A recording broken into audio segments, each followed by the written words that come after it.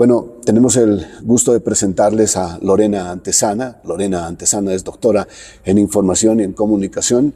¿Cómo está, Lorena? Gracias por darse este tiempito para hablar con nosotros aquí en El Periodismo que Cuenta. Estoy muy bien, muchas gracias por la invitación. Bueno, usted va a ofrecer una conferencia del consumo de la información entre jóvenes y estábamos ahí preguntándonos, ¿realmente los jóvenes consumen información? ¿Qué datos tiene? Mira, nosotros llevamos un buen tiempo desde la Universidad de Chile, la Facultad de Comunicación e Imagen donde yo trabajo, preguntándonos por no solo qué información consumen los jóvenes, sino cuáles son sus hábitos de consumo, qué cosas les gustan, cuáles son sus preferencias, de qué manera se están relacionando con todo el mundo que les ofrecen las pantallas del mundo digital. Y la pregunta específica sobre su consumo informativo surge de un financiamiento precisamente de los medios de comunicación a través del gobierno y de la MID en un concurso para poder de alguna manera fomentar estudios que tengan que ver con el pluralismo informativo. Entonces, en esa lógica, una de las premisas con las que nosotros partimos es que las personas para poder construirse una opinión y una opinión política necesitan precisamente acceder a buena información. Y de ahí quisimos saber cómo se informaban, pero nos interesaba más, ojalá no el reporte del deber ser, porque si uno les pregunta, en general ellos dicen y pueden decir que consumen noticias y noticias de calidad, pero los datos te indican que no necesariamente es así, entonces nos interesaba más bien sus prácticas informativas, efectivamente lo que hacían y cómo interactuaban con las fuentes de información. Y por eso es que nosotros diseñamos, primero trabajamos una lógica de entrevistas grupales, es decir, juntamos a jóvenes que se conocían, no en la lógica de focus group, porque lo que queríamos era que una conversación honesta en relación a sus prácticas y hábitos de consumo informativo. Y inventamos un juego donde se les hacían preguntas sobre democracia, pluralismo y ciudadanía en una lógica que tenía, por ejemplo, los ponía en situación o les hacía preguntas desafío. ¿Ya? Le indico una. Había una pregunta en que ellos tenían que revisar su celular, revisar su historial y ver qué sitios habían visitado la última semana.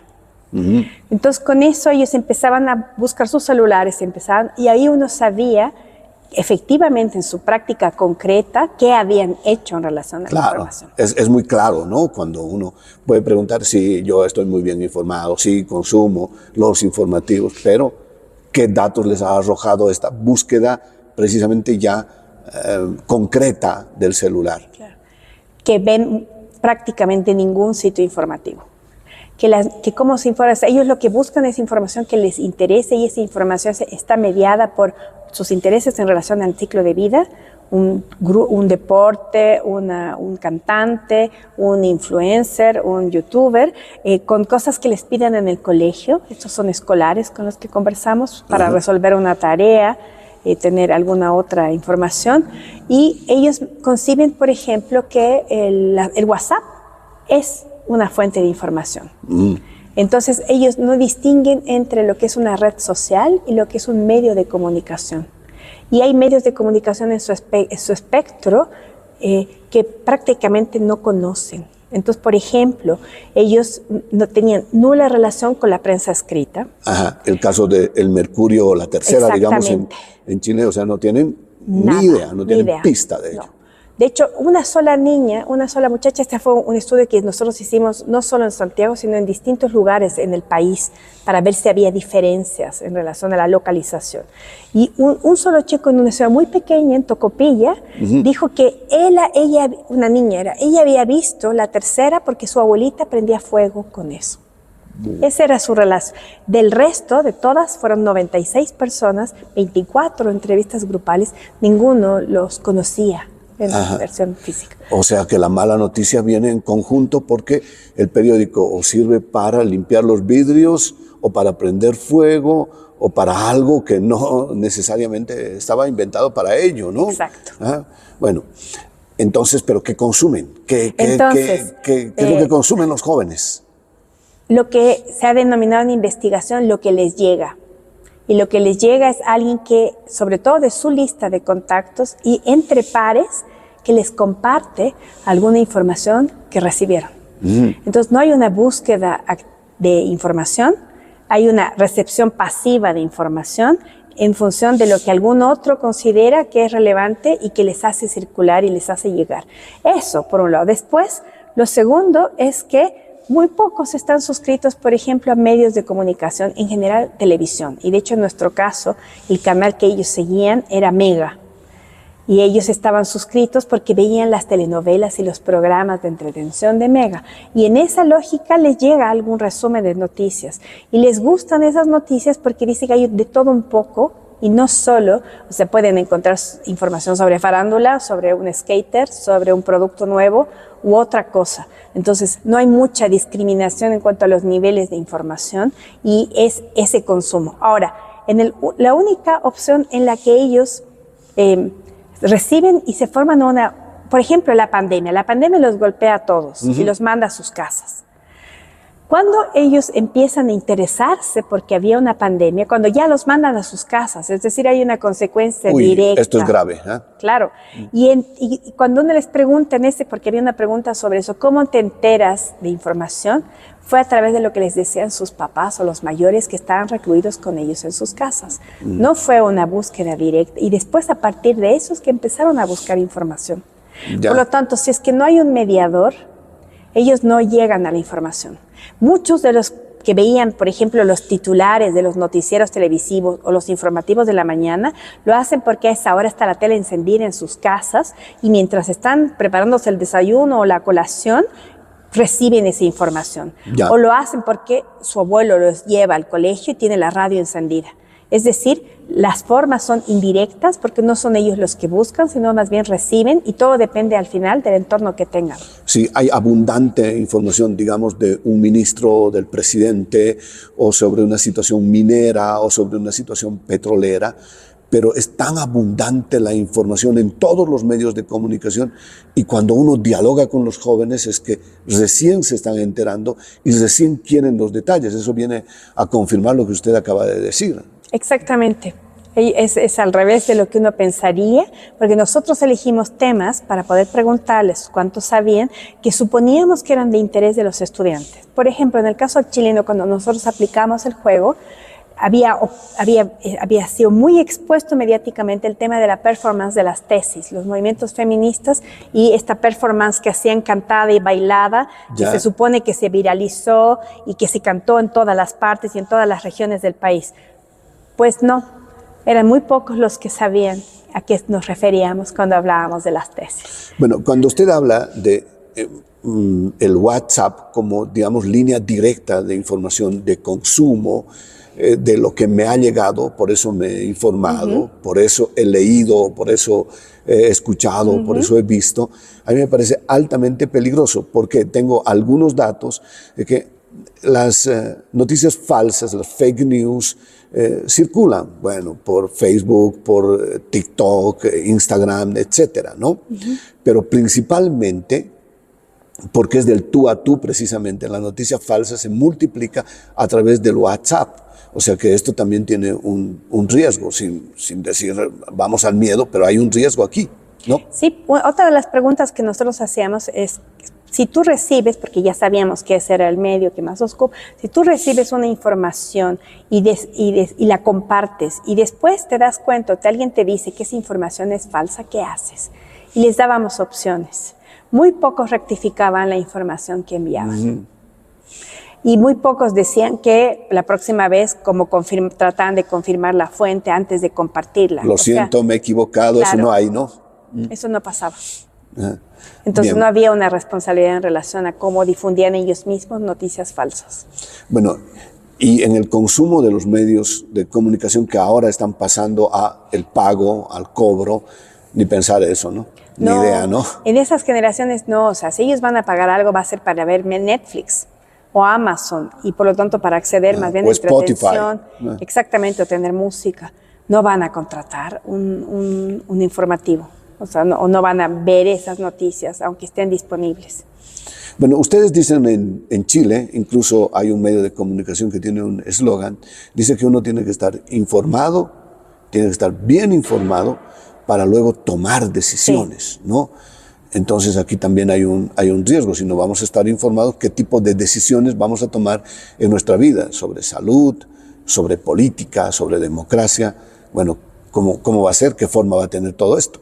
Bueno, de ahí es que nosotros vimos, o sea, no solo por las mediciones en relación a su conocimiento, las redes hacen que primero, yo lo decía ayer, las fronteras entre lo privado y lo público se diseminan.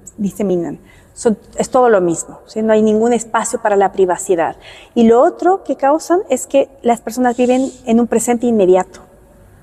Porque una cosa cubre a la otra y no se alcanza ni a procesar, ni a reflexionar, ni a ver hacia atrás, ni menos proyectar hacia el futuro. Ya. Eso va a incidir en la salud mental, porque las personas viven absortas en eso y si les pasa algo... Hago un paréntesis ahí. ¿Qué quiere decir lo público y lo privado que ahora no tiene, digamos, límites y no tiene barreras? Sí. Por ejemplo, o sea, no solo por la exposición que hace uno mismo de todos sus datos y toda su información, su familia, sus hijos en las fotos y las comparte todo el mundo. No solo eso. Voy a tomar el caso porque sigo hablando de adolescentes, de escolares, del bullying, ¿sí? Antes que existía el matonaje en un colegio, los niños estaban unas horas, la pasaban mal, pero luego se iban a su casa, tenían sus amigos de barrio, su club deportivo, su familia, y el colegio, ese espacio de maltrato, de bullying, era una parte de su vida, pero no la única, y tampoco la más importante. Ahora, eso se traslada porque es un continuo, no hay una división entre el off y el on, y no hay una división entre una esfera y la otra, entonces ellos se llevan al bullying a nivel digital a todas sus esferas. Claro. Y eso contamina toda porque ya tienen menos relación directa con sus pares, hay menos vida de barrio, hay un montón de otras características. Por lo tanto, el impacto de eso es mucho mayor para esa persona en formación. Sí, pero al mismo tiempo, digamos el bullying, pero digamos el amor, la ternura, los sentimientos, también podían prolongarse para no hablar solamente, digamos, de algo negativo, de carga. El problema es que las redes están como de alguna manera diseñadas para que emocionalmente explote lo peor de la humanidad. O sea, los sentimientos más agresivos no es una instancia de diseminación positiva de las cosas, sino todo lo contrario. Es un espacio de anonimato, de catarsis, donde en general sale lo peor del ser humano, ¿no? O sea, sale la respuesta más descarnada porque uno se autorregula cuando tiene a alguien al frente y cuando uno puede ver su reacción y puede quizás darse cuenta de que lo que está diciendo, la forma en que lo está diciendo está afectando al otro. Cuando tú no lo ves, no sientes eso y vas en una escalada de violencia y de agresión mucho mayor y además creas estas burbujas en que el que no me gusta lo bloqueo y donde además los mismos algoritmos me van encerrando entre mis pares iguales, por lo tanto no soy capaz de aceptar opiniones distintas. Eso ocurre mucho en la política, ¿no? O sea, hablando de un discurso y solamente para los que están contentos, o en la religión, por ejemplo, ¿no? Solamente convenciéndonos entre nosotros. Ahora, bien, usted hablaba de un tema súper importante, Lorena, sobre la inmediatez, ¿no? No buscamos la profundidad, no buscamos el hecho que explique toda esta situación. ¿Cómo es eso de pasamos de un rato para otro y buscamos lo que viene? Porque además tenemos menos procesos, menos oportunidades para ejercitar incluso la memoria. Por eso es que la memoria es tan frágil, porque no se da el tiempo, porque como una cosa cubre a la otra inmediatamente, no se alcanza a registrar el proceso y poder aprender esos contenidos o esa información o sacarle partido y por lo tanto usarla para mi vida. ¿Sí? Además, se empiezan a distanciar de la letra y del libro. Y el libro implica un distanciamiento emocional que permite también un proceso de reflexión, está unido a un pensamiento. Si es que eso lo voy eliminando y tengo solo el contacto con las pantallas, tengo solo un contacto emocional, afectivo e inmediato. Y me impide tomar distancia para mirar aquello y para pensar sobre ello. O sea, no buscamos explicación de los hechos. Exactamente. Y además, como es atención dispersa, yo les digo que en realidad es y bajísimos niveles de concentración, y cuando hay algo problemático, no me concentro en solucionarlo, sino que lo cambio o lo evado. Eso hace que baje la capacidad lectora, la capacidad de comprensión. O sea, yo lo veo haciendo clases, hay cosas que hay que traducir para una nueva generación que tiene muchas cosas buenas. Ahora estamos hablando de lo malo.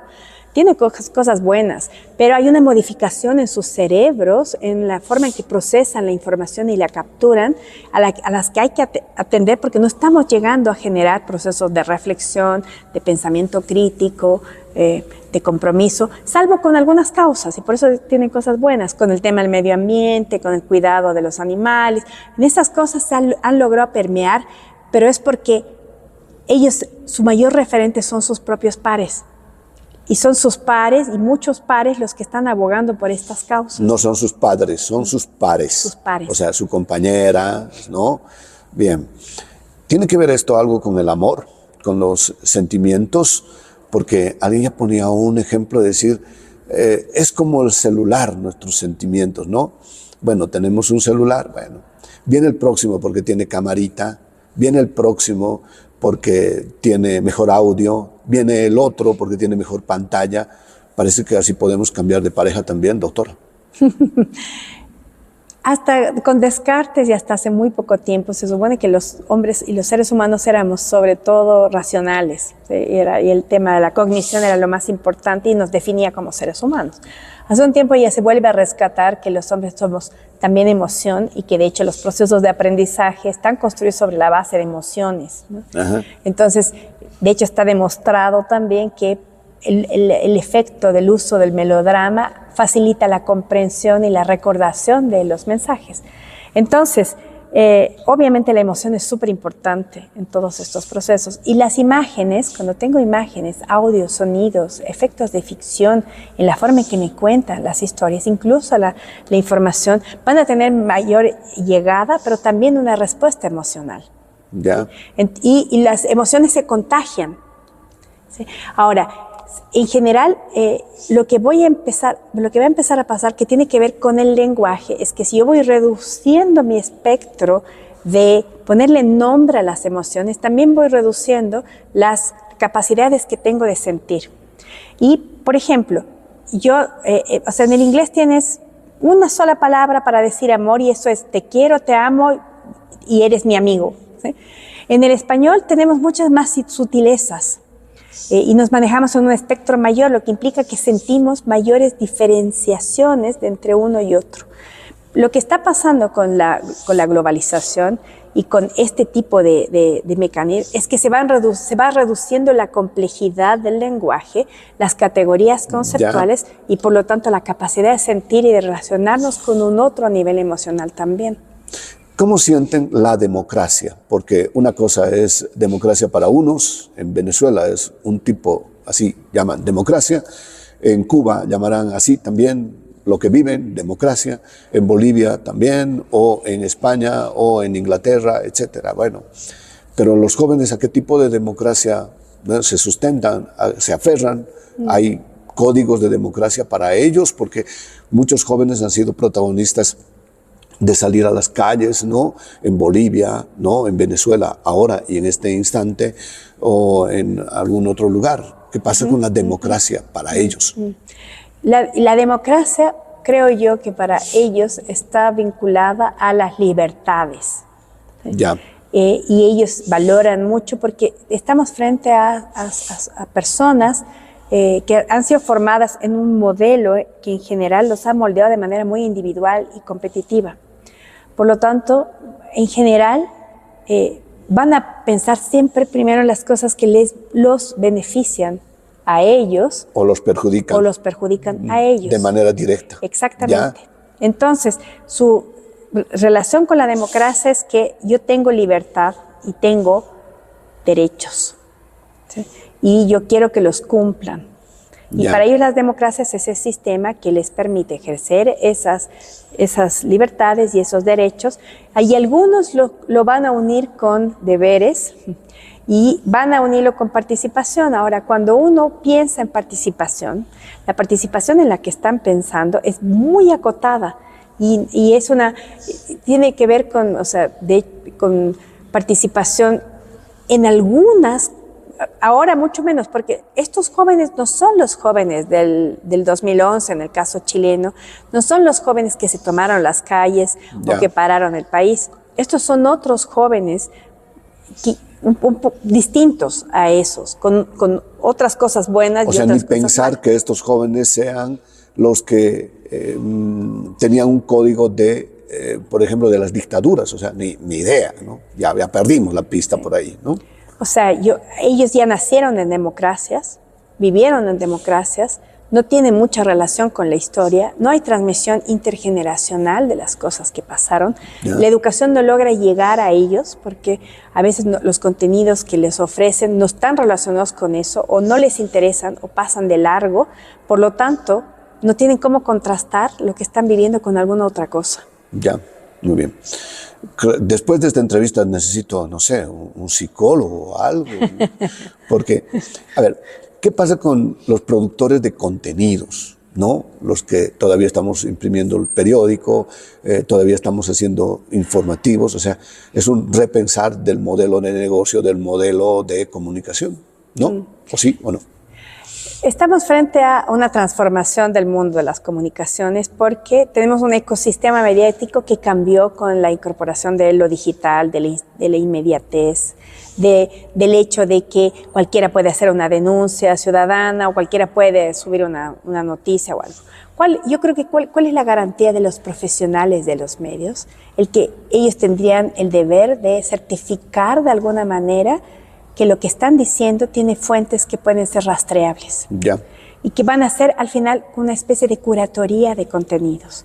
Y que quizás tienen que ser los que hagan una selección entre toda esa marea de información que circula de aquellas temáticas que pueden ser más importantes para la discusión democrática o para el bien común o para algo que se llame construir una comunidad o pensar en un colectivo. Ya, porque lo que pasa es que tenemos el deber, los periodistas, decía, de irle a preguntar a la autoridad por qué pasa que no hay agua o que no hay electricidad o que la calle está mal, ¿no?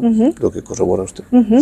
Exactamente. Entonces, las personas que deberían empezar a aprender que hay un montón de información disponible, pero que no toda es la misma calidad y que solo algunas fuentes podrían certificar que esa información está bien construida y bien entregada y que cumple los parámetros de ser información de calidad, ¿sí? Y de certificar una veracidad, una verosimilitud, sobre todo veracidad en el caso de las noticias en relación a lo que se cuenta. Entonces, son como los criterios, cambia la lógica, porque además pensemos que ya las personas casi van a saber instantáneamente lo que ocurrió. Por lo tanto, cuando acceden a las noticias, ya no acceden a algo que no conocen, porque ya lo conocen. Lo que se supone que están buscando es otra cosa, es una confirmación, es una arista que no habían visto, es un resumen de aquello, es las posibles consecuencias que eso pueda tener un impacto en sus vidas. Están buscando otras cosas y no ¿qué les esa afecta? información. ¿Qué les beneficia? Sí. Bueno, doctora, usted ha sido muy amable. Bueno, es lindo volverla a ver aquí en la ciudad de Sucre. Usted dijo que estaba un rato por aquí, por la ciudad de Sucre. Bueno, ha sido un gusto hablar de comunicación, de lo que nos apasiona y de poder contagiar ese entusiasmo a muchos jóvenes, a personas mayores también en la ciudad de Sucre. Muchas gracias. Muchas gracias a usted, un gusto conversar.